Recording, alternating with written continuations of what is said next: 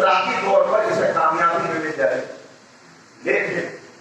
لیکن جب واقعی عاشق بن جاتا ہے تو اب یہ چاہتا ہے کہ میں ہی جو چاہوں، جسے میں چاہوں اسے سب چاہے، لہذا اب یہ دعوت لے کر لوگوں تک آنا اور اسی کو کہا گیا وہ مرحلہ جو میں نے کل آپ کو خدمت کر بیان کیا، الذین آمنوا وہاجروا وجاہدوا فی سبیل اللہ بانفسہم واموالہم، کہ وہ کون ہے؟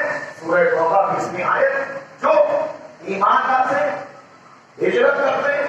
ان کا ہجرت کرنا کس لیے؟ ان کا ہجرت کرنا صرف اور صرف اللہ ہے۔ مہاجرین کی ایک پوری تاریخ ہے، مہاجر کو کتنی فضیلت حاصل ہے بیٹھے ہوئی شخصیت پر، عبادت کرنے والے پر۔ کیوں؟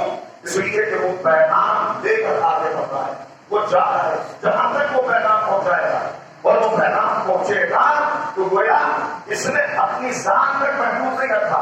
وہ بات جو میں نے اس سے پہلے ہی کئی مرتبہ کہی کہ اسلام نہیں چاہتا کہ آپ وہ پھول بنے جو شاخ گل میں مہکتا رہے، بلکہ وہ پھول بنو جو پورے گلشن کو مہکا دے۔